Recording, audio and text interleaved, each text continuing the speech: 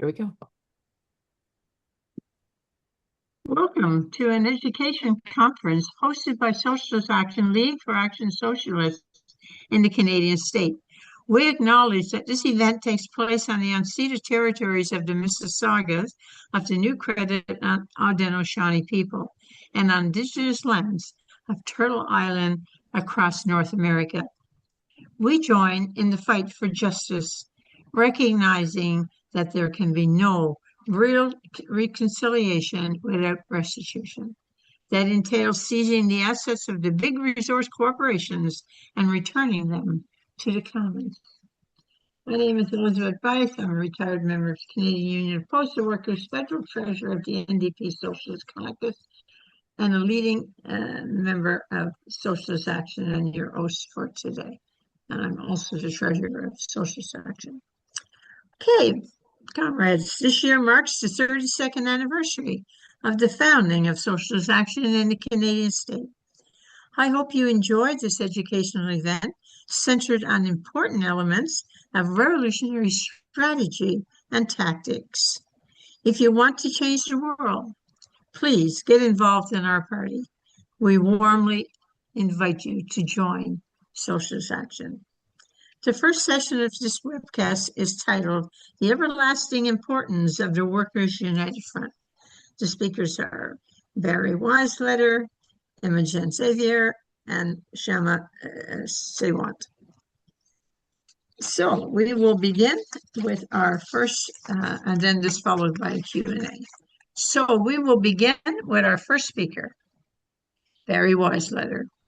Barry is a longtime union organizer, 3 times elected to the executive board of the Ontario Public Service Employees Union, an international solidarity activist, chair of the NDP Socialist Caucus, and was a manager of the Eve Engler for NDP Leader campaign. He is a writer and a member of the editorial board of Red Review. Barry is the federal secretary of Socialist Action. Barry, you have the floor. Thank you, Chair. And good afternoon, everyone from coast to coast.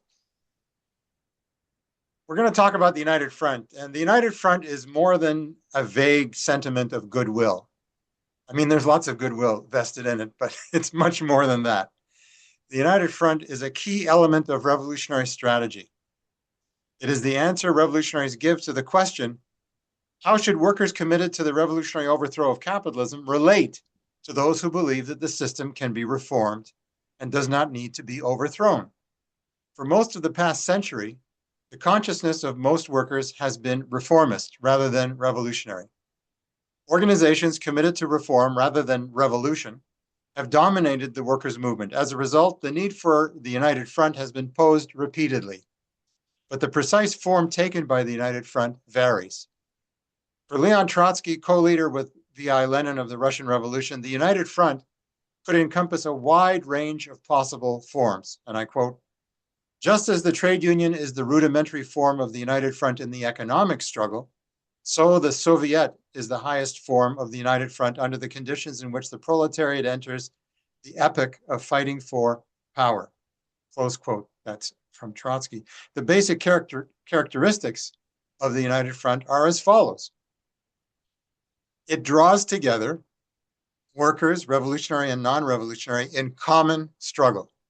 These struggles can range from the basic defense of workers' conditions under capitalism, such as trade unions do, to the creation of a worker state from the bottom up. And the word Soviets was mentioned. That's the Russian word for workers' councils. It represents a set of demands acceptable to both revolutionaries and sections of the working class who are not yet revolutionary. The forces involved remain independent forces. Revolutionaries are able to pursue goals independent of the United Front and articulate wider political vision. The motto is, march separately, but strike together. It is also a site of struggle. Within the United Front, reformist and revolutionary currents can argue about strategy and tactics. Indeed, there will always be a battle of ideas and debate over strategy and tactics within the United Front. So respect for the right of different contributing tendencies to speak is so very important. The superior ideas and methods of struggle were put forward by the revolutionaries should allow them to win some of the reformist workers involved in the United Front to revolutionary politics.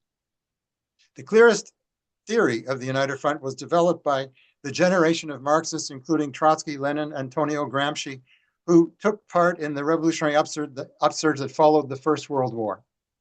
This was a period in which mass revolutionary organizations had to operate alongside mass reformist organizations. After the initial upsurge of struggle ended in the early 1920s, revolutionaries were forced to deal with a period of defensive struggles. Because the working class was on the defensive, the question of working class unity and hence of the United Front was posed very sharply. Trotsky justified the United Front tactic by quoting Karl Marx and Friedrich Engels in the Communist Manifesto. Quote, "The communists do not form a separate party opposed to other working class parties. They have no interests separate and apart from those of the proletariat as a whole. The communists are, on the one hand, practically the most advanced and resolute section of the working class parties of every country, that section which pushes forward all others. On the other hand, theoretically, they have over the great mass of the proletariat the advantage of clearly understanding the line of march, the conditions, and the ultimate general results of the proletarian movement." Close quote. Russia in 1917 did not have the kind of mass reformist parties that were developing in Germany, Britain, and elsewhere. However, reformist consciousness remained dominant in the working class. Any working class compelled to sell its labor party, which is ruled in the workplace by bosses and managers, will contain a mixture of ideas, some based on struggle and solidarity, some based on resignation and acceptance of ruling class ideas. Because the specific experiences of individual workers differ, the consciousness of the class will be quite uneven. Lenin's concept of the party is the beginning of the solution to the problem. It draws together the workers with the most advanced ideas. It arms them with the theoretical tools, arguments, strategies, and tactics to lead other workers forward. The Leninist Party is the brain of the working class. The United Front is the other crucial element of the solution. It was in the struggle against General Kornilov's coup attempt in the summer of 1917 that the Bolsheviks won over the bulk of Russian workers. The struggle to defend the conciliators, led by Alexander Kerensky, had exposed the conciliators. This allowed the Bolsheviks eventually to win a majority in the Soviets, previously dominated by the Mensheviks and social revolutionaries.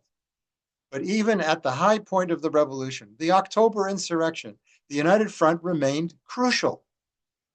It was the Revolutionary Military Committee of the Soviets, the Workers' Councils, chaired by Trotsky, which organized the insurrection and handed power to the General Assembly of the Soviets. Bolsheviks didn't take power in their own name. The Third International, formed in March 1919 and known as the Comintern, Communist International, was the child of the 1917 revolution. It was formed as revolts that accompanied the end of the First World War convulsed much of Europe. Initially, it was made up of a handful of small parties, but a series of splits in reformist organizations meant that, quote, by early 1921, parties affiliated to the Comintern had the support of the majority of politically conscious European workers in 6 countries: France, Italy, Norway, Bulgaria, Yugoslavia, and Czechoslovakia, and of a substantial minority in others: Germany, Sweden, and Poland. Unfortunately, by this time, the revolutionary tide was ebbing. Serious errors by the Comintern-backed KPD in 1921 and 1923 squandered the potential for revolution in Germany. In 1924, the Comintern had its last healthy World Congress in a document titled "To the Masses," adopted the United Front perspective. One very important byproduct of the defeat of the revolutionary wave in Western Europe was the rise of Stalinism in an isolated Russia. That in turn led to the imposition on the Western communist parties of policies that bore little connection to the realities of the class struggle. From 1928 to 1934, this notorious episode was known as the Third Period.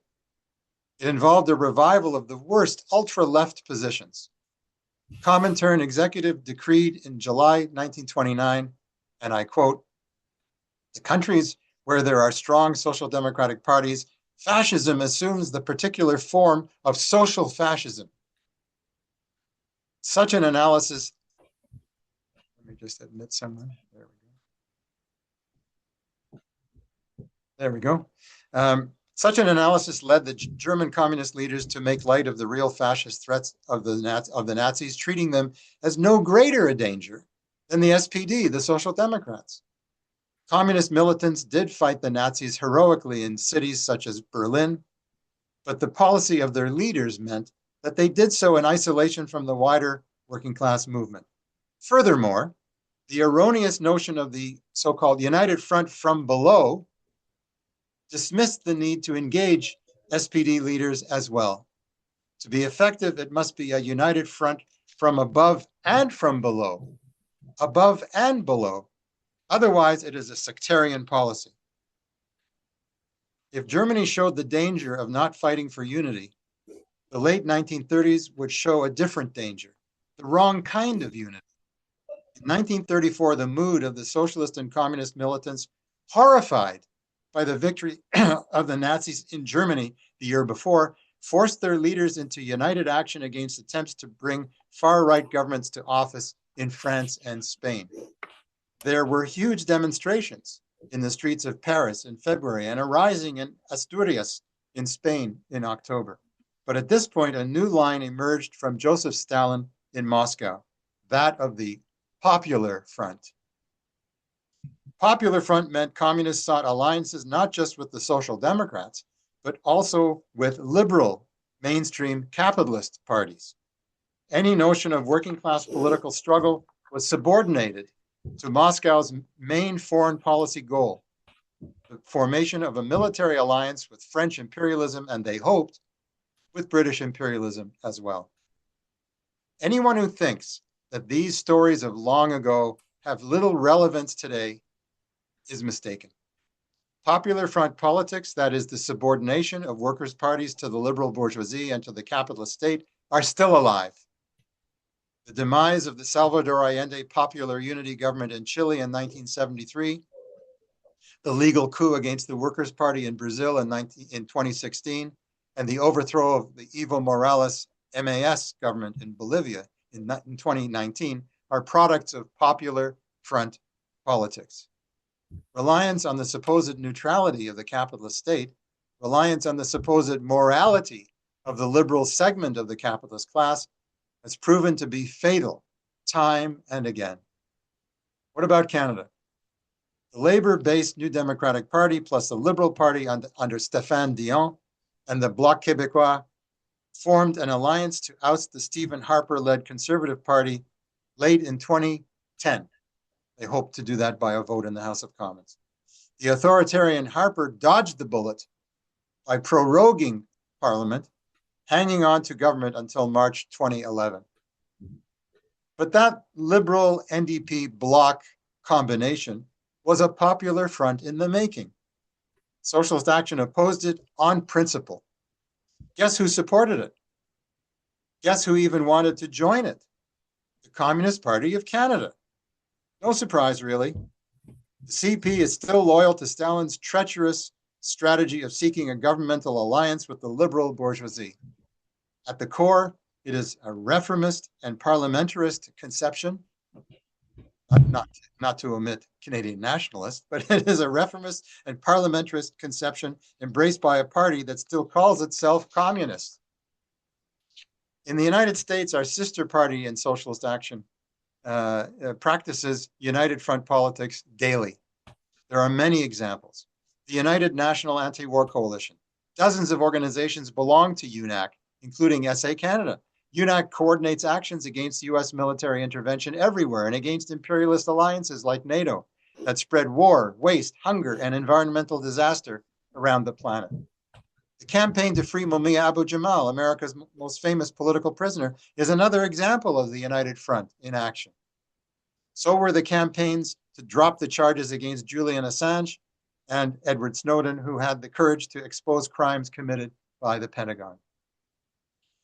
Socialist Action US is part of Climate Action Now, and the campaign to defend revolutionary Cuba for boycott, divestment, sanctions against the Zionist apartheid state, the genocide in Gaza and the West Bank, the war against Iran, and the struggle to free Palestine from the river to the sea. Now, let's turn to the application of the United Front in the Canadian state. A prominent example is the NDP Socialist Caucus, founded in 1997 by Socialist Action, left Social Democrats, Libertarian Socialists, and Independent Marxists. The Socialist Caucus strives to push the NDP sharply to the left. Last summer, Socialist Action and the SC persuaded author Eve Engler to run for leader of the federal NDP in the wake of the 2025 NDP electoral collapse and the subsequent resignation of Jagmeet Singh. The Engler campaign attracted thousands of supporters and financial contributors, but party controllers blocked the campaign and did the same to Bianca Mugenyi based on the same policies as Eve was based. That led to the formation, once these two campaigns were blocked, the formation of the Capitalism Can't Be Fixed socialist movement. Say that quickly 3 times. Capitalism Can't Be Fixed socialist movement. Nearly 400 people registered for the inaugural conference, held in person and online on May 24th. Founded on its iconic 47-page policy booklet, the New Socialist Movement had big plans. We have big plans for anti-NATO action this summer, for no war on Cuba, rallies for a carnival against capitalism to protest the Global Investment Summit in Toronto in mid-September, plus a founding convention of the socialist movement in early November. Consider the visibility gained thus far by bringing together supporters of Eve Engler, the Socialist Caucus, Socialist Action, several other leftist groups, pro-Palestinian campaigners, environmentalists, Indigenous leader Clayton Thomas Mueller, Labor for Palestine activists, and others. We have tapped an appetite for socialism considerably to the left of the NDP. This unique United Front presents the best opportunity to change the Canadian political landscape since the Waffle Movement appeared in the early 1970s. And there are more examples of principled unity in action. One of them is the Workers' Action Movement, which was refounded in 2016 by SA, anarchists, and independent leftists. WAM fights for an end to concessions bargaining, for a general strike to dump Ontario Premier Doug Ford, as we lovingly call him, and for greater union democracy. In November 2019, WAM stood candidates for leadership of the Ontario Federation of Labour. They got up to 36% of the votes cast at the OFL convention. 36%. The Toronto Venezuela Solidarity Coalition, a product of SA, Communist Party, Louis Riel, Bolivarian Circle, and independent Latino activists collaboration together. For several years, VENSOL defended the elected government of Nicolas Maduro against imperialist intervention. The Canadian Coalition for BDS and Palestinian Self-Determination involves SA, Independent Jewish Voices, Palestinians, religious pacifists, and independent leftists.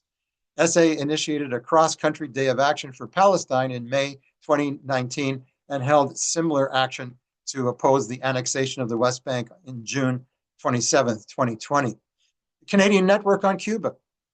It unites the Communist Party, SA, CPCML, the Communist League, Vancouver Communities in Solidarity with Cuba, the Global African Congress, and Friends of Cuba associations in several cities across the country.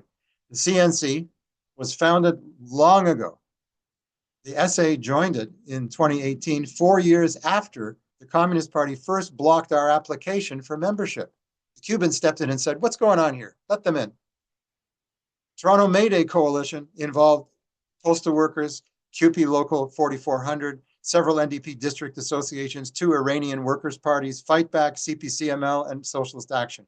Sadly, the body abandoned democratic practices, condoned personal attacks, and lost most of its affiliates. The SA event at the Free Times Cafe this year marked its 40th celebration of International Workers' Day with a bevy of labor, eco-socialist, feminist, and internationalist speakers. So, in conclusion, what conclusion can we draw? It seems evident that Socialist Action is, by far, the party most committed to advancing the United Front in theory and in practice in the Canadian state. And why is that?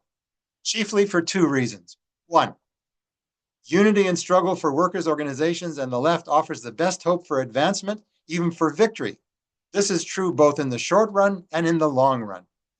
2, SA is confident in our program and our proposals for action. Only parties that lack political self-confidence avoid, even fear, the United Front. Parties that are afraid of exposing their members to the ideas of other political tendencies, and parties that refuse to perform the necessary exertions in grassroots organizing, as opposed to simply indulging in sterile polemics against their political opponents on the left, reject the United Front. In short, Socialist Action is committed to the United Front approach because it is the road to the masses, and because we dare to struggle and dare to win. Thanks for listening. Look forward to the discussion.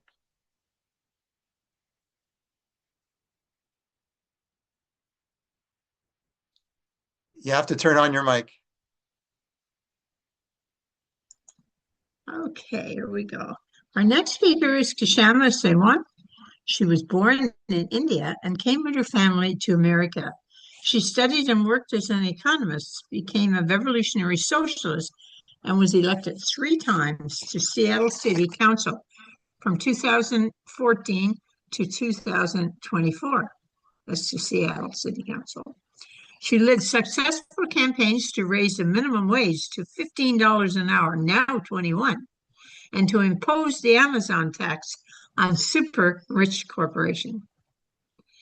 Kshama recently founded Revolutionary Workers, along with the coalition Workers Strike Back.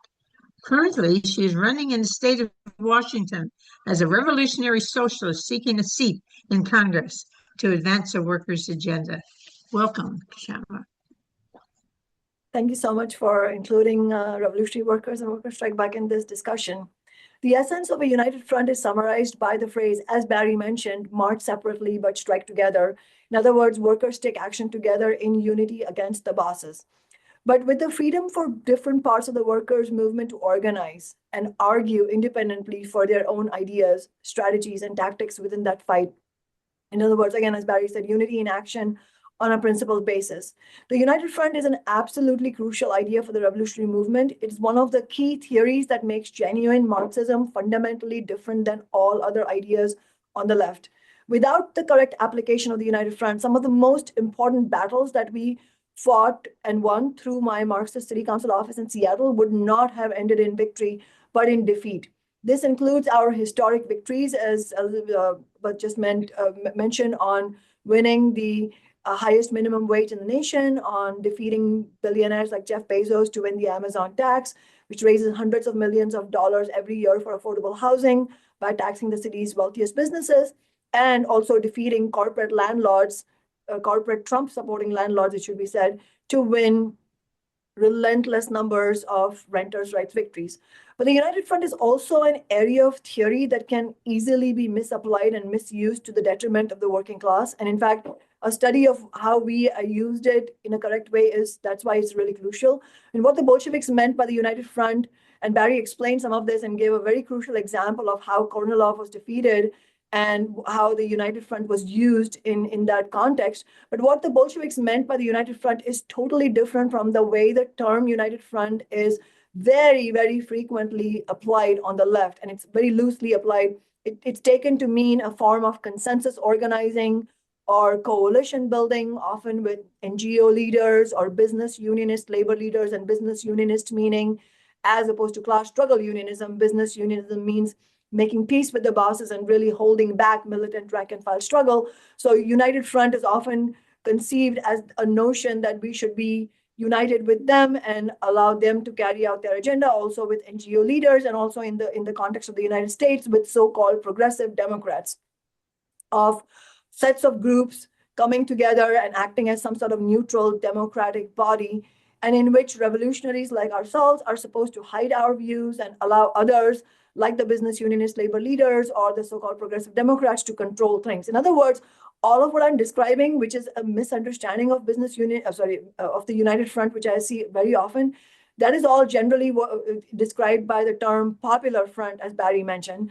It is, so the idea of Popular Front is described as United Front, and it's portrayed as some sort of peaceful coalition in the class struggle, but, peacefully coexisting with the actual representatives of bourgeois interests, and such groupings will never win victories for the working class. And such coalitions in reality, and we have to have a brutally clear understanding of why popular fronts are such death knell for movements, because these such coalitions are how the capitalist class sends its emissaries to worm their way into working class movements and mislead them. From a Bolshevik point of view, a united front is a temporary development that arises within the class struggle, and all the forces within it are tested through that struggle. In reality, inside any united front, a political battle has to take place and must take place, in which Marxists will need to fight for our ideas, and we want that. We want that stage. What we are fighting for through a united front is not the year of the representatives of ruling class interests. What we want is the year of working class people, so that we can present our ideas to them and fight for our ideas. And and at this moment in history, it even means basic ideas of class struggle, especially in the United States. It's a fight for basic ideas of class struggle, because the business unionists, the NGO leaders, the so-called progressive Democrats, all of these act as gatekeepers who are completely opposed to all those ideas. They don't want a battle with the political establishment or the bosses. They want the workers' movement to be subjugated to the bosses, and they don't really want a debate, any kind of debate with us on the ideas that we present. As Marxists, we need to fight for maximum support of working class people for our class struggle-based strategy, and contrary to what the gatekeepers want. And we will have to do it against the will of the gatekeepers, the misleaders, and they will fight for a conciliatory strategy, meaning a strategy that is conciliatory with the ruling class.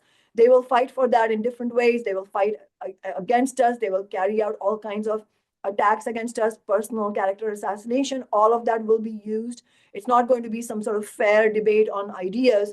And the outcome of this battle over strategy and tactics will often determine the outcome of the struggle and whether the working class wins or loses. And that is why Marxists have to insist on our right to fight for our platform, our strategies and tactics, our own, the organization and contingent in the march, including the banner, if there's a march, the right to raise criticisms of other leaders, like the business unionist labor leaders. All of this needs to be fought for inside the United Front. For us, the United Front does not mean, okay, we're going to keep our critique hidden and then end up participating, even inadvertently, in the misleading of the working class. We should be prepared that our insistence on all of this is in no way going to be accepted by the misleaders, and they will, in fact, look to, they will agree, the misleaders, the so-called labor, so the progressive Democrats and the labor business unionist labor leaders, they're not actually looking for any kind of united front with us. When they do end up participating in any kind of grouping like that, it is a reflection of the fact that they've been forced to by the consciousness of the working class, by the amount of support that we might have for ideas. That's exactly how it's always happened. And they then, even when they enter that front, that grouping, the United Front, they will use it as a means by which they hope to try to control what ideas are disseminated, and then ultimately, continue misleading the working class. And just to explain, when we were fighting for 15, inside this coalition that we participated in our view, from a United Front standpoint, with many of the business unionist labor leaders, one of those business unionist labor leaders bellowed at us at one of those meetings, and he said, "Who do you think you are?" He said that to us. "Who do you think you are to be saying these things? I represent 200,000 workers. Who do you represent?" This was a battle for the fighting strategy that we were putting forward. And other labor leaders explained in different ways in their view that in their view, we were only allowed to participate in their coalition out of their graciousness, personal graciousness and generosity towards us, and that we should know our place. And we did know our place. Our place was to fight unambiguously for the interests of the workers that these labor bureaucrats were trying to sell out. In the fight for $15 an hour, which we absolutely led, including through winning the election in the first place in 2013, which ended up being a referendum on $15 an hour, the political establishment was forced to include me in these various 15 committees, because they were forced to adopt that demand. But their goal was to create these committees, to just stifle it in endless discussion and subcommittees and all that, and ultimately not allow workers to win anything. But they were forced to invite me into those committees because it would just look, we were so clearly leading that and having just won a historic election as an open socialist that they were forced to include, because their committee would have had no credibility without me in it. However, they themselves had no dedication to the United Front. And to Barry's point about the ultra-left mistakes that could be made, it would have been a complete mistake on our part if we had rejected being on that committee, because it would have given great ammunition to the Democratic Party establishment to say, look, we're pushing for 15 and she refuses to enter this committee. We're asking in all graciousness and she's refusing. That would have given them a complete weapon to their hands. We accepted it, but we accepted it on our terms. And this is how you fight for a united front, where we first said, we're not going to accept any non-disclosure agreement. This committee may be meeting in private, but I am fully committed to explaining it publicly to the working class what happens in this committee.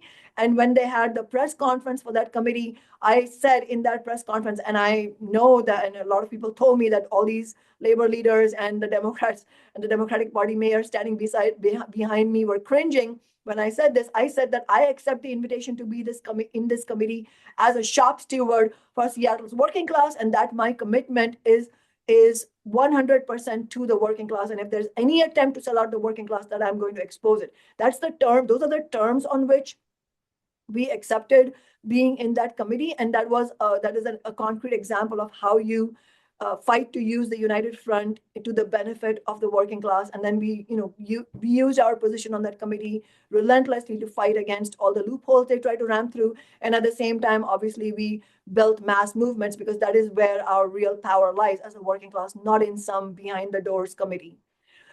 In the tax Amazon fight also, which we led, the labor leaders and other gatekeepers first tried to keep us out of their coalition they were forming in secret. What made that impossible for them, they tried to do it, but what made it impossible for them is that we had won tremendous authority with the working class by the election victory that we won in 2019, because that whole election year was defined, as we said in our January 2019 launch of our election campaign. We said this election year is going to be decided by the answer to one question: who controls Seattle, Amazon or working people? And that is indeed exactly how the election played out. It was a fight between Amazon and the working class. Amazon dropped $1 million money bomb against us, and we defeated Jeff Bezos and the billionaires. So we had earned that authority to win the Amazon tax. So it was impossible for the gatekeepers to form whatever their so-called coalition without us. They tried to, but it failed. And then we launched the Tax Amazon movement in January 2020, which went, it was the same event as my city council re-election inauguration. And then we also had won tremendous authority through the preceding 6 years of our city council office by winning various victories. And then we seized the initiative and we rejected the opportunism even of some of the leaders within my former organization at the time, Socialist Alternative. At that time, actually, we wrote a pivotal document. It was not meant for public sort of use. It was not for the broader working class, but it was a crucial document that we wrote at the time about the United Front and Tax Amazon. Actually, the principal author of that document was Calvin Priest, who's also joined us at this meeting, which we're happy to share with anybody who wants to read it. But it basically explains how all of this played out in more detail. And I think a lot of this is captured by another quote from Trotsky, and Barry quoted Trotsky as well. But I think another part of the quote from Trotsky, which is really useful as well to explain how genuine Marxists approach the United Front, is when he said, and this is the quote, "We participate in a united front, but do not for a single moment become dissolved in it. We function in the United Front as an independent detachment. It is precisely in the course of struggle that broad masses must learn from experience that we fight better than the others, that we see more clearly than the others, and that we are more audacious and resolute. In this way, we shall bring closer the hour of the United Revolutionary Front under the undisputed communist leadership." That was a quote from him. And his language about operating as an independent detachment, that is what echoes the points that my organizations, that Calvin's and my organizations, Workers Strike Back and Revolutionary Workers, have consistently raised about the need for an independent movement based on a fighting strategy or a class struggle based strategy, and that you can't build the class struggle based strategy just in a political vacuum. The only way to build class struggle based strategy is to conduct an actual fight, a clash of ideas between the class struggle ideas and the business unionist ideas. That is how we are able to actually win. We cannot just go off somewhere and discuss class struggle strategies in theory. It has to be played out in actual class struggle. And a big part of that is not for a single moment thinking that you should be dissolved in some coalition that is ruled by ideas that are the ideas of the ruling class. And by that, by virtue of that, we should expect disagreement from other leaders in the United Front, not agreement. So in other words, a united front, when you participate in a united front, that's not some cozy club you're going to as a Marxist. You are going there to conduct a battle of ideas on the arena of class struggle. That is the purpose of entering the united front. We should expect gatekeeping and serious differences about strategy and not harmony. But it is in the context of that battle of ideas that plays out before a working class audience. It's in such a setting that we can strike as one against the bosses. And that is how we did it in the fight for the minimum wage, the Amazon tax, all of those things that I mentioned. And when the labor leaders told us during the 15, they literally threw us out of their coalition. It was called 15 for Seattle. And they literally told us we were no longer welcome in their meetings because we were not agreeing to abandon our ballot initiative tactic. We had carried out a ballot initiative tactic, meaning collecting thousands of signatures for a ballot initiative, which goes directly to the voters, to build a credible threat against the bosses and the Democratic Party, for them to be able to see that, look, if you don't pass our $15 bill in the city council with a city council vote, then we are going to go straight to the voters. And credible threats are important tactical important tactical advantages that we need to build inside the strategy of class struggle. And the labor leaders hated that because they didn't really want to brook any kind of opposition or battle with the Democratic Party or with big business. And so the whole fight that was playing out in that 15 for Seattle coalition between us as the revolutionary socialists and the labor bureaucrats was over, it was over many things, but this was the pivotal battle, which was over the ballot initiative. And they tried to browbeat us into submission to abandon the ballot initiative. We refused to do that. And that's when they threw us out. And but when they were throwing us out, even in that meeting, which was where they were heatedly shouting at us and, basically disinviting us, we said they shouldn't do it. We urged them to not do it. And we urged them to maintain unity, in the face of the opposition from the bosses. And they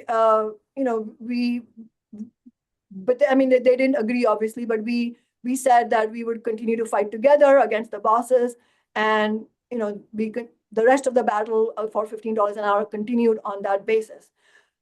Misunderstandings about the United Front can regularly lead to betrayal. They do regularly lead to betrayals, many horrid betrayals. In fact, counter-revolution itself has been carried out in the name of the United Front. Trotsky wrote about how in the Spanish Revolution, the misleaders, the self-described anarchist leaders in this case, covered up their betrayals with sad speeches about how, quote unquote, the sanctity of the United Front need to be maintained. They used those arguments ultimately to side with the capitalists against the workers and peasants. Mistakes in the United Front can also lead us to become unnecessarily marginalized or making mistakes that don't take into account the consciousness of the working class. We absolutely need to fight against the attempts to marginalize and isolate us, but we do so by being honest with the working class and exposing the lies of the gatekeepers and the bosses that they defend. At the same time, it's a terrible mistake to confuse the consciousness of the misleaders with the consciousness of the rank and file of the working class. As we have seen again and again already in our current election campaign, as was mentioned, I'm running, as you know, as a revolutionary socialist for the US Congress against a genocidal Democratic incumbent and other Democrats and Republicans. While the misleaders hate our political program and our sharp criticisms of the Democratic Party, the working class loves our program. And so, you see this deep contrast. So on the one hand, the leadership of the Washington State Labor Council, the National Education Association, the the biggest public sector union in Washington state, the leadership of all of these unions and also the leadership of the union of the Boeing engineers, they have all scandalously endorsed this genocidal Democrat, Adam Smith, that I'm running against. But the rank and file of the union movement, the rank and file of the working class as a whole, they are extremely angry at both the Democratic Party and the Republican Party. The approval ratings of both parties are at an all-time low. And in fact, when we are campaigning, when we're canvassing in our district, many times working people they don't agree to stop at our table because they're angry at the Democrats and Republicans, and they think that I'm a Democrat and they don't agree to stop. It's when we explain to them that no, Kshama is an independent, and furthermore, she has won all these victories on the city council by building mass movements. That's when they agree to talk to us. And so we have to understand that there is a big difference between where the rank and file are and what, the role that the leadership of these various organizations are playing. And then because of that broad agreement with us by workers is that we have raised $600,000 plus in this campaign through a working class basis with having a median donation of $25.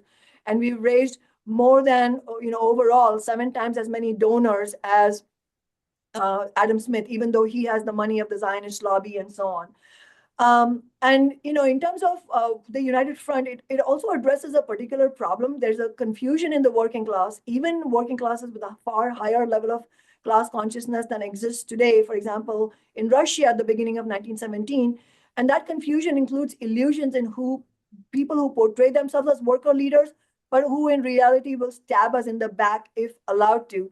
And that includes many leaders, as I said, business unionist leaders. That is overwhelmingly true in the United States. It also includes the likes of Zoran Mamdani and Bernie Sanders and AOC. And I'm running out of time, but I'm happy to talk more about this in the discussion. But I think it is very, very crucial for us to clarify all of this among the working class, because the illusions and these misleaders can, if we don't pose a challenge to that in those ideas, then those strategies will be allowed to carry the day. And when they do happen, the movement will go down in defeat. We've seen several examples of strike actions where this has happened in the recent times, which I'm happy to talk about, including the Kaiser Permanente strike action in California, which Jeff Mackler also knows about, where the leadership completely betrayed the rank and file.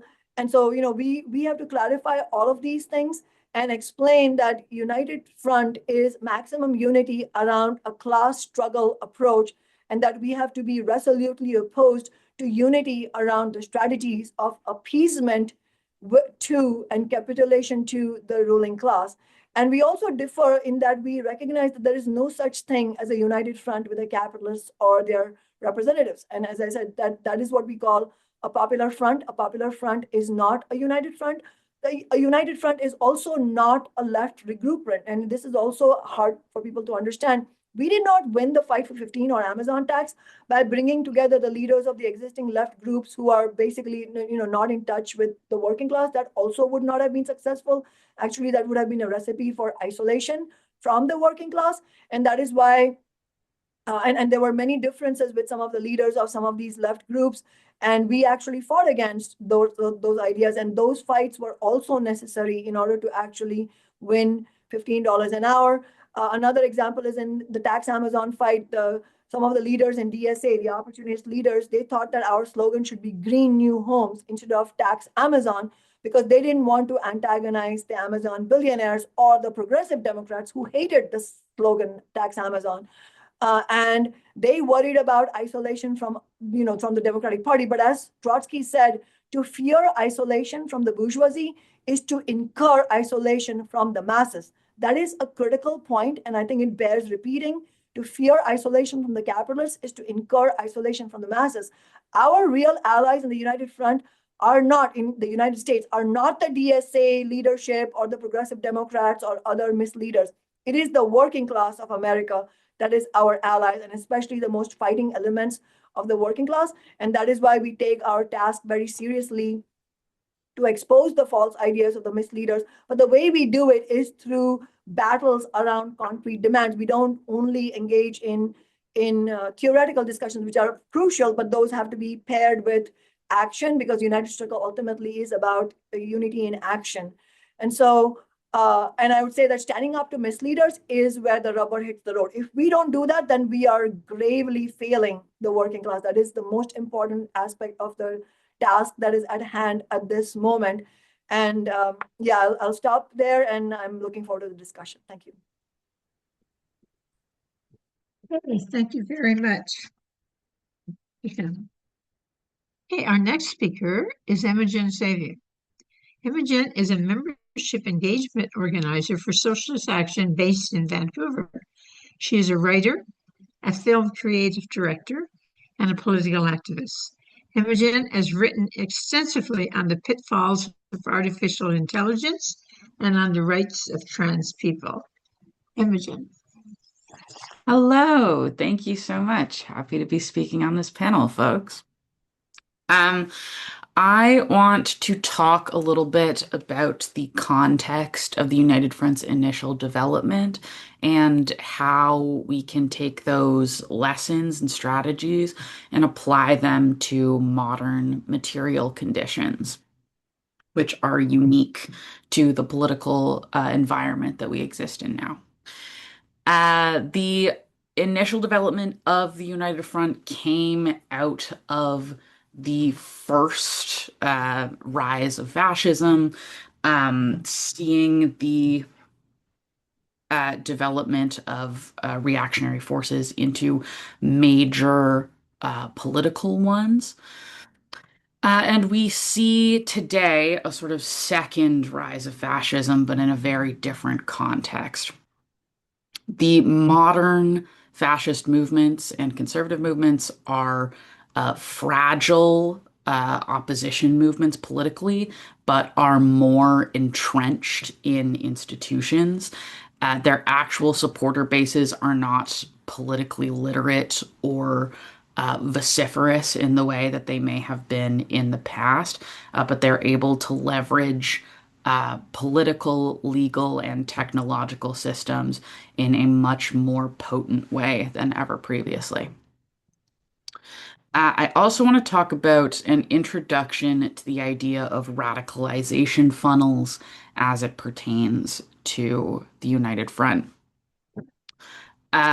Left-wing and right-wing radicalization are two things that are often compared by centrists, but are fundamentally different.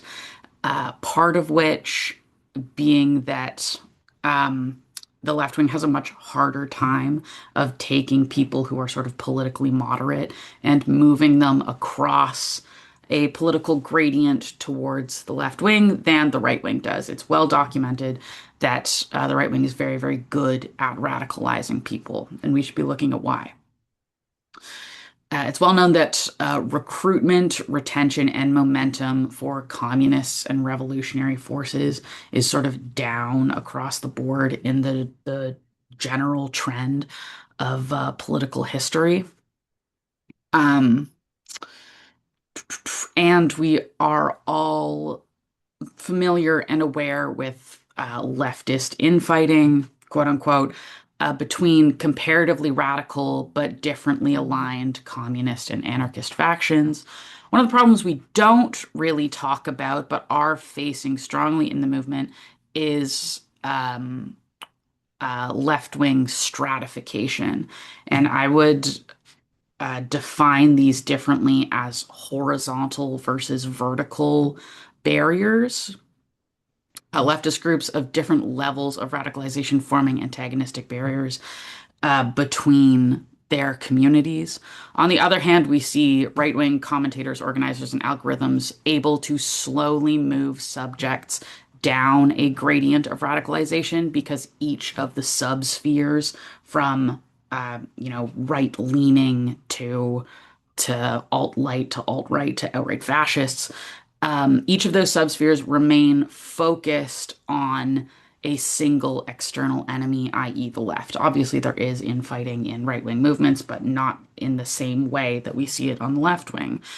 A lot of left-wing factions, instead of keeping our focus on our right-wing opponents and enemies, We see liberals spending as much time attacking communists and social democrats as we see them attacking conservatives and fascists, if they ever do that at all.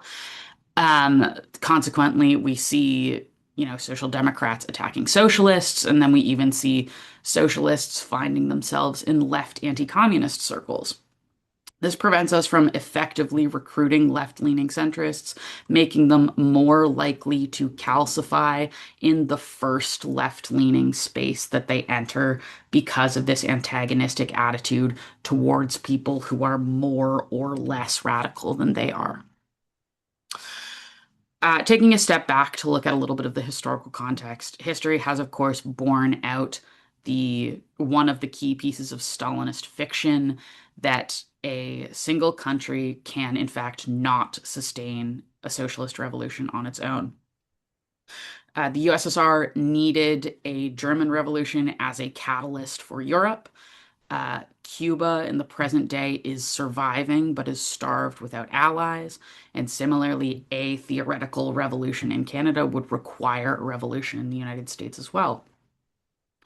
The United Front is a critical lens through which to view this and evolves historically out of the battles against fascism and reactionary movements.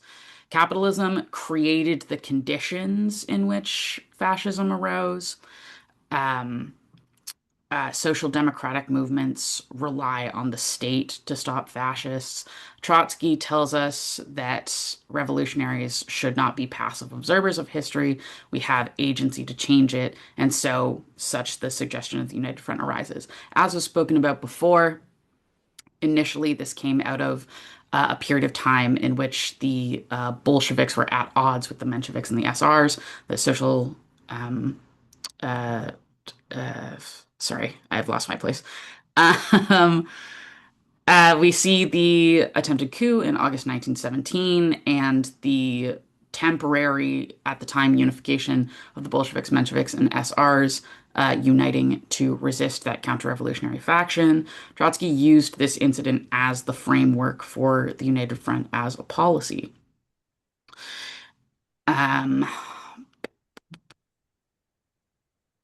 Revolutionaries have had, in these periods, to separate themselves from reformists, of course, to pursue more aggressive agendas and prevent themselves from being dissolved. This is the key theory behind why revolutionaries form their own independent parties, but also need to form independent alignments with less radical factions to defeat the active enemies of fascism and nationalist conservatism, as well as the permanent enemy of capitalism.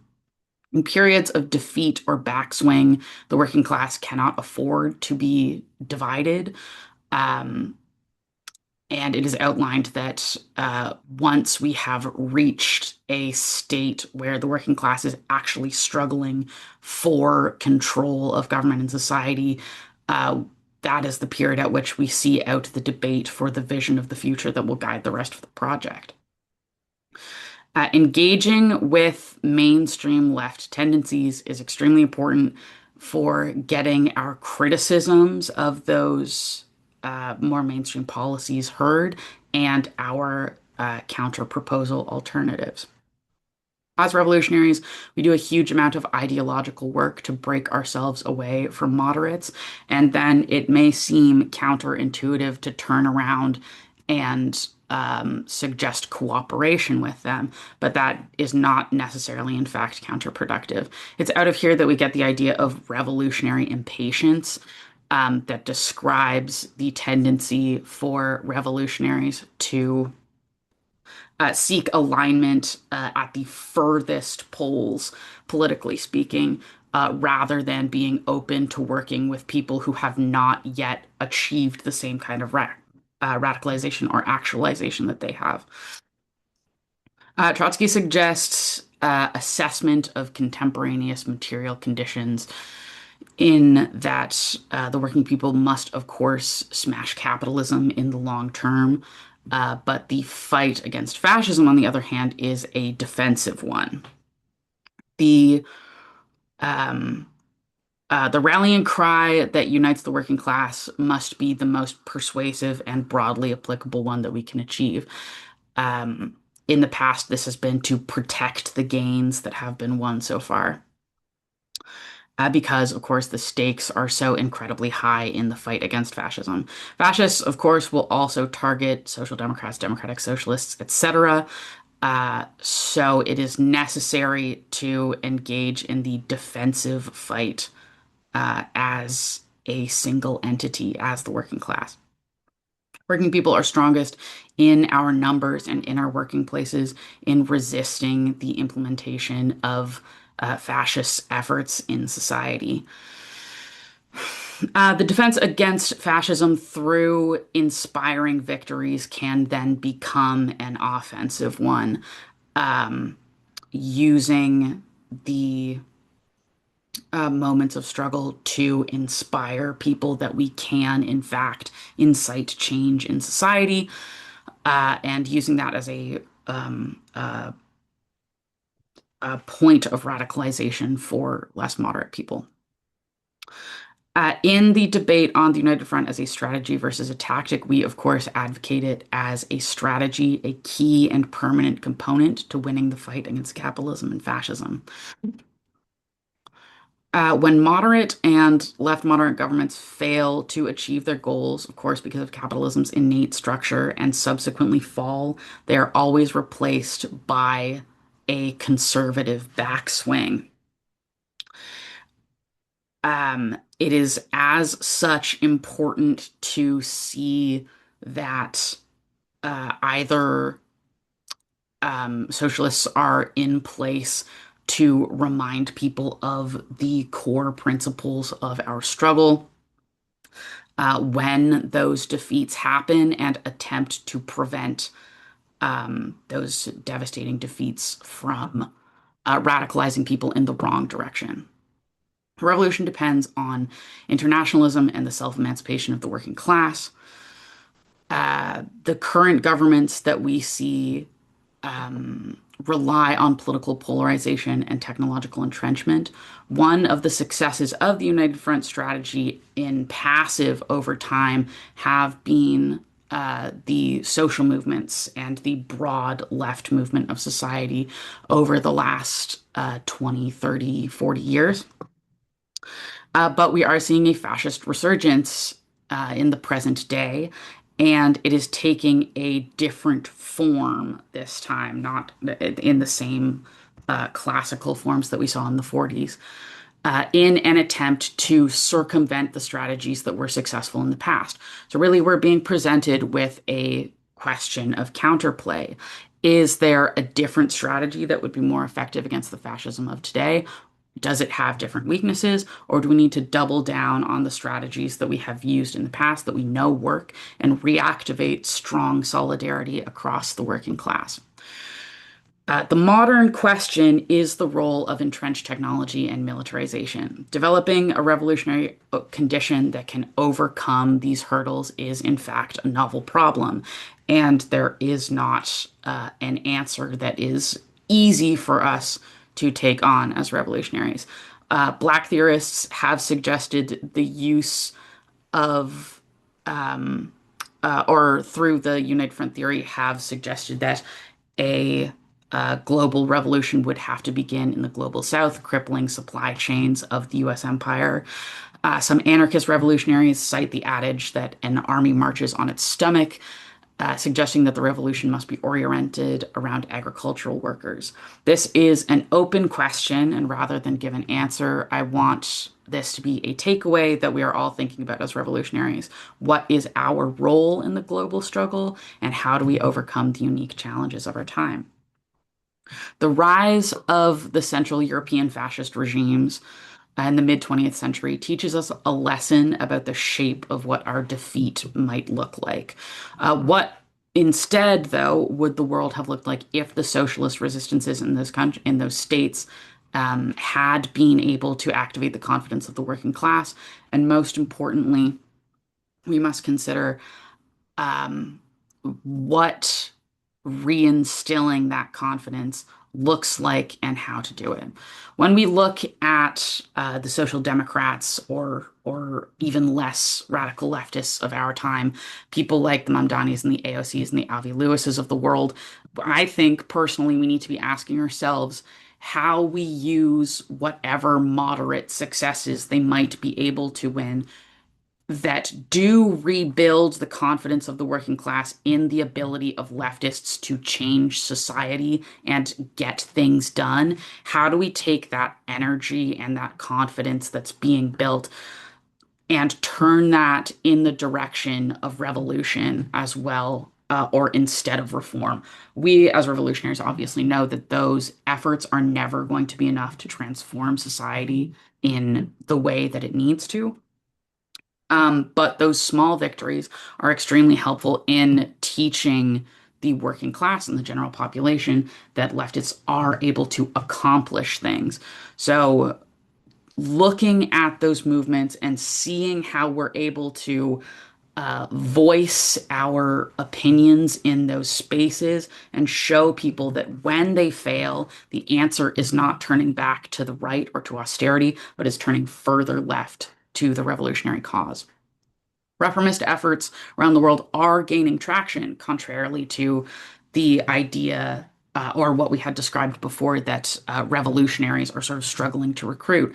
The strategic choice for us is to operate in spaces where the reformists are operating according to the principles outlined by the United Front, to keep a hand on the wheel, to voice our valid criticisms of reformism, to fight back against fascism, and to give people somewhere to go, a funnel, as we described earlier, when they realize that reformism is not and will never be enough to break capitalism.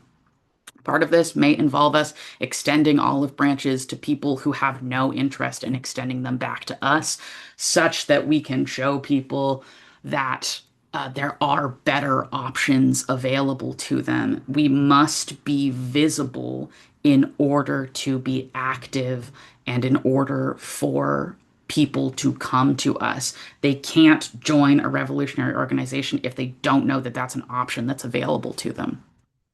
United Front tactics also mean that we can spend less time doing the useless work of infighting and differentiating ourselves from our contemporaries because we are not trying to defeat other bodies on the left. We urge all comrades to make this true in practice. The pride in the work of socialist action should be the action part of that, being willing and prepared to do something imperfectly rather than do nothing perfectly.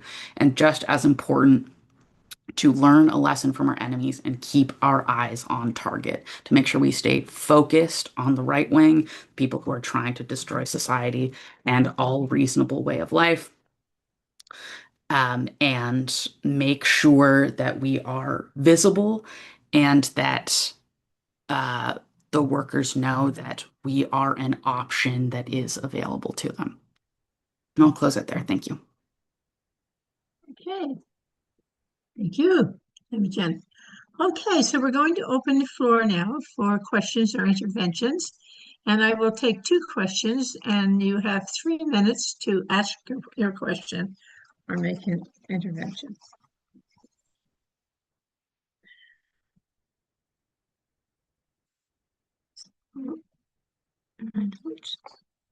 You seeing any hands, Carrie?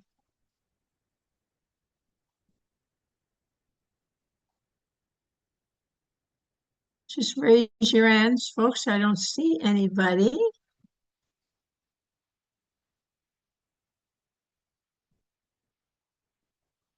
I have 2 screens, but I don't see anybody. Okay, so there are no questions.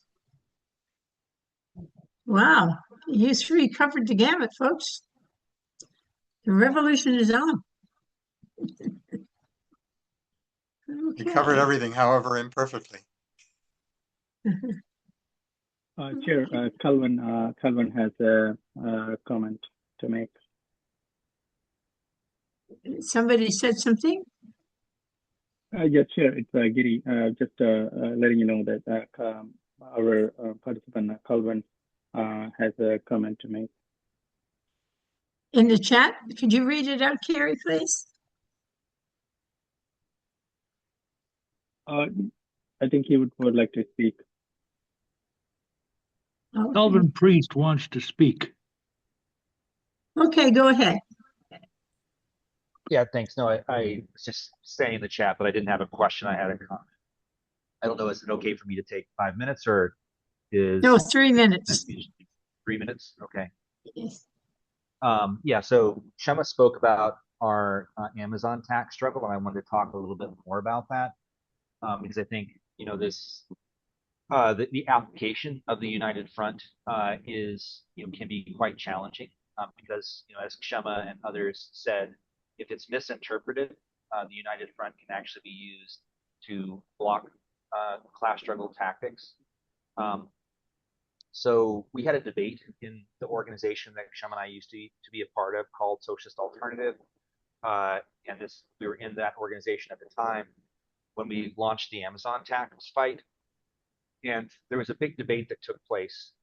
First, a section of the leadership didn't want to engage in that fight and pushed back on the idea of engaging in that fight because they didn't want further conflict with the progressive Democrats, and they didn't, and basically just wanted to avoid a further, you know, stress on the organization. But from our point of view, it was a historic opportunity to win a major victory for the working class.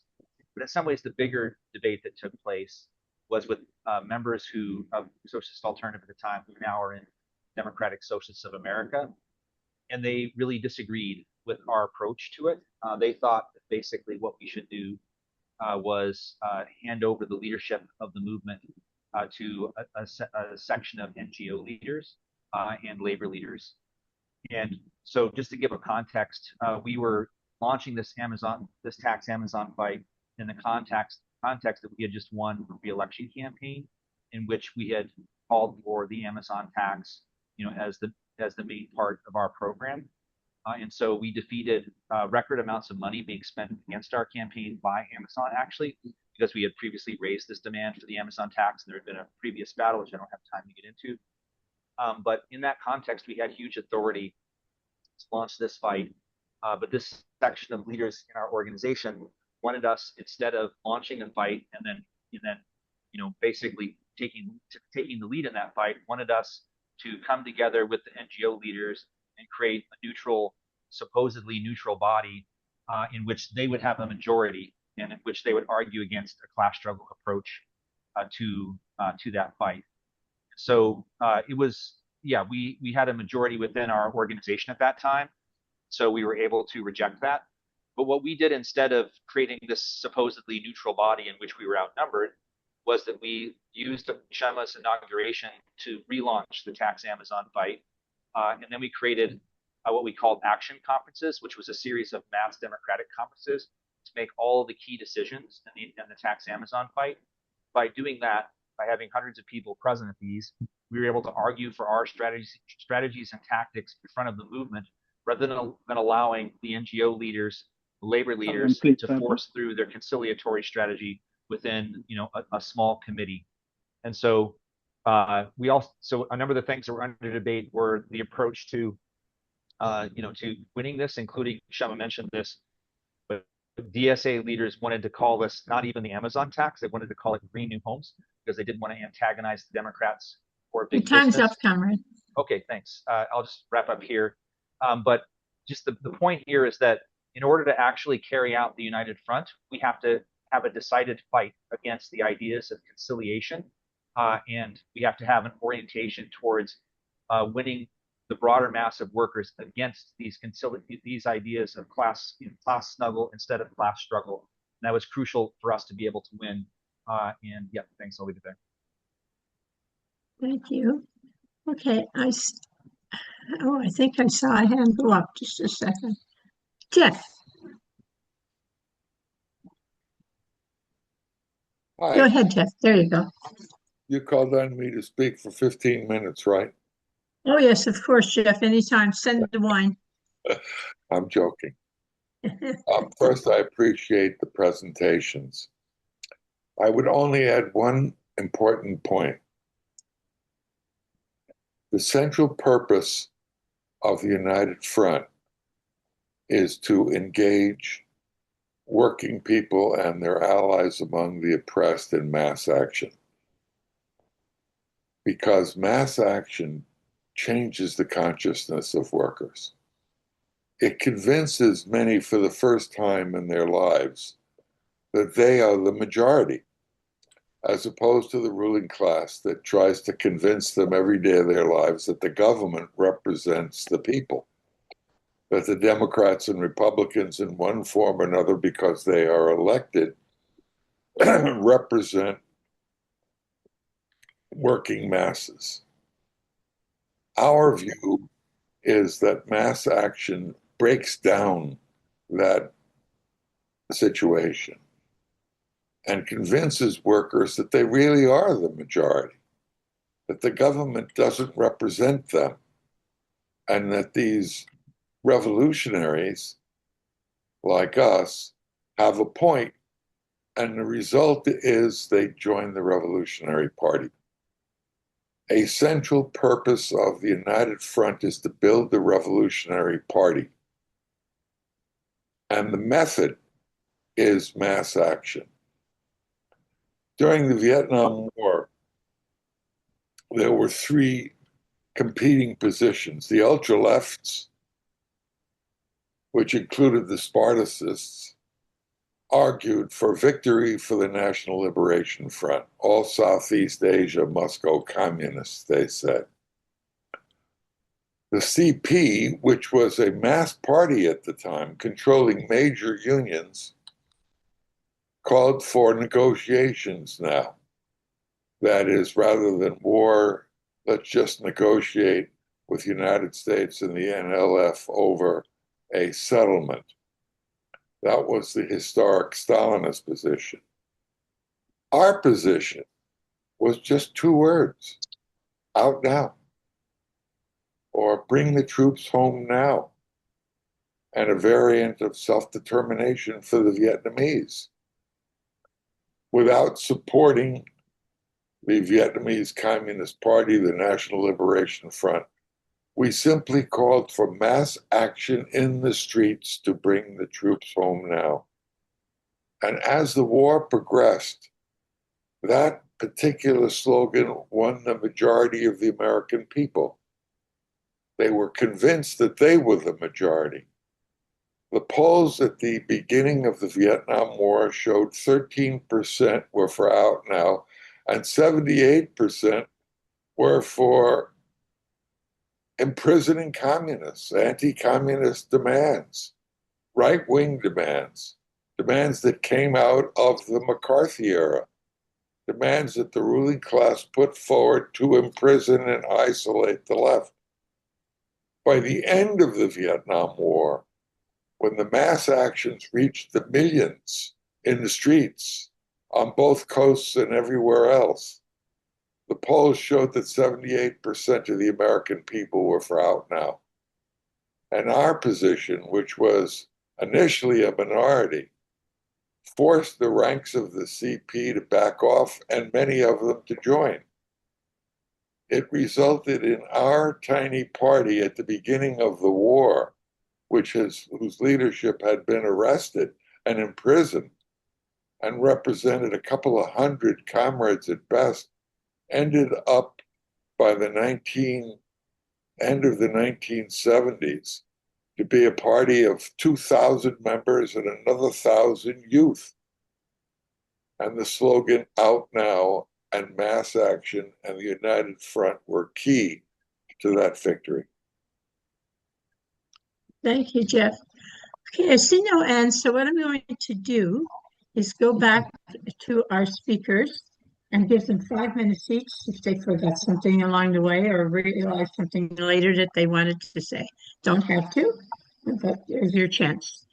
So start with Imogen. Oh, I'm not ready to talk. Barry has his hand up, so let him go first. Okay, all right. So Barry, go ahead. Yeah, I put my hand up before the chair suggested this summary.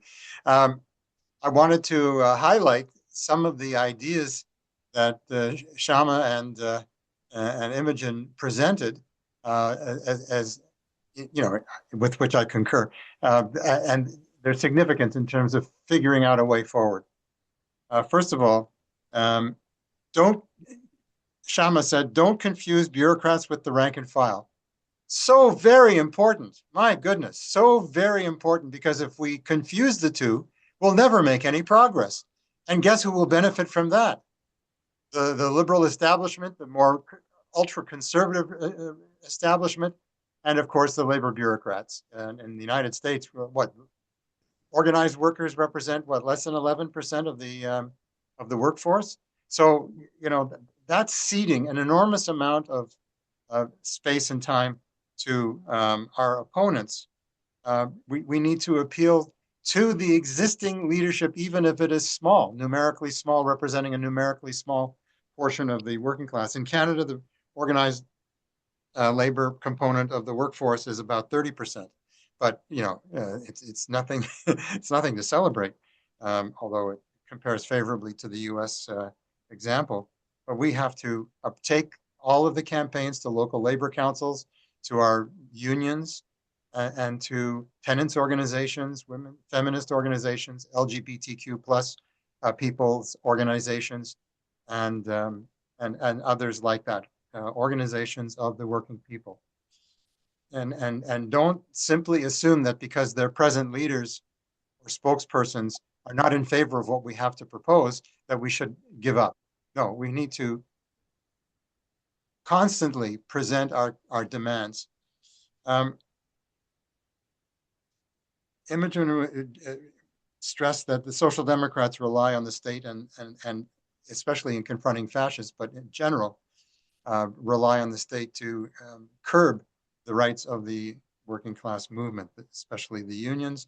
Changes to the Labor Relations Act at the federal level in tandem with Carney's program to build Canada strong.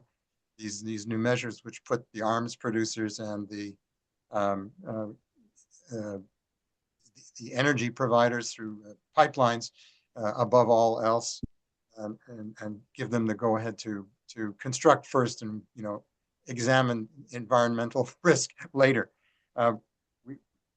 They rely, and the Social Democrats beside them rely on the state as being the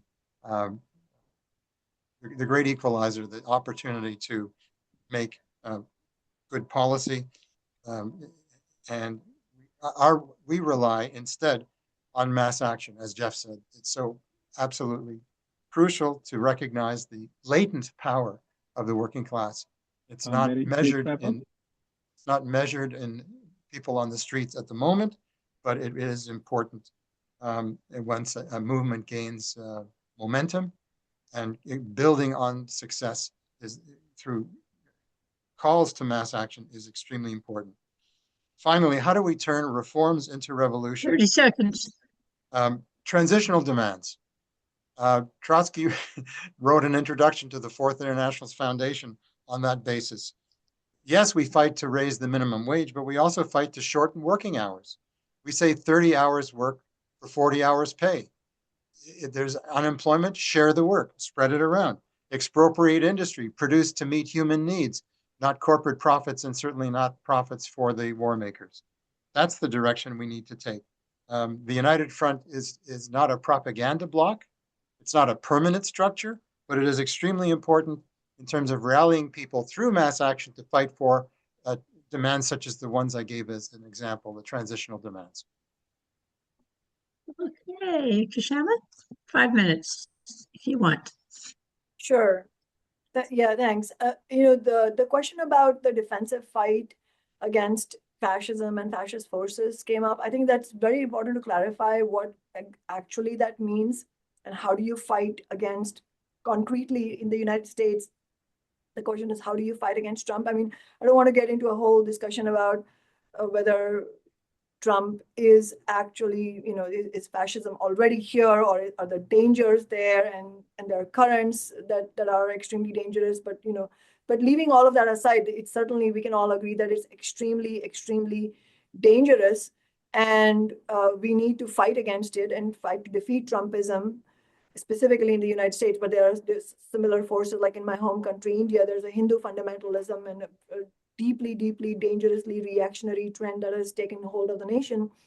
But I think it's important to remember what Trotsky was talking about in the context of fascism in Germany. And if you read his writings, for example, when he wrote for a Workers' United Front against Fascism in 1931, in that he specifically talked about, one of the most important things he talks about is that, and just to quote him in the document, he says, in the struggle against fascism, the factory councils occupy a tremendously important position. And it's, what he was talking about was reaching the workers in the factory councils, and that there was a precise program of action that was needed. And as he said, every factory must become an anti-fascist bulwark with its own commandants and its own battalions. And in that task, it was important to have an agreement with the Social Democratic and Trade Union organization, and that it was not only, to use his words, not only permissible, but a duty of the Marxists, and to do that. And to reject this for reasons of quote unquote principle is to give direct and immediate aid to fascism. And in his writing, he clarifies the reasons of principle, quote unquote principle. He says in parentheses, in reality, because of bureaucratic stupidity, or what is still worse, because of cowardice. And so I think he's getting at the heart of what's needed is not, I'm clarifying this specifically because right now in the United States, there's a whole thing on the left, and this is what the DSA leadership also uses, that, well, in the fight against Trump, it's really important that we unite and support AOC, not criticize AOC. Any critique of AOC or Mamdani is presented as, oh, you're criticizing your own, you're cannibalizing your own. This is extremely mistaken, and it's a distortion of what Trotsky was talking about in the fight against fascism. What he meant was that we have to build the united front in such a way that we are able to rally the rank and file of the working class against fascism, as he said, making every factory an anti-fascist bulwark. That is what we have to fight for. That does not equate to being uncritical of these the people who are actually the leaders, who are actually playing a misleadership role and actually are part and parcel of why Trumpism got created in the first place, and why Trump, for example, not only won one election, but he now has won the second election, and why at this moment, even though Trump has abysmal approval ratings, the Democratic Party has worse approval ratings than Trump does, and basically both parties are credited. So I think that is very important for us to remember, that actually this is a fight to rally the working class. And really the only way of defeating Trumpism is to also defeat the Democratic Party. The two things are not separate. And the only way of doing any of that is to build rank and file struggle around concrete demands to actually win victories. And that is why, just to close, that is why I'll say that concretely, our campaign is not just about, electing one person. That is not what this is about. This is about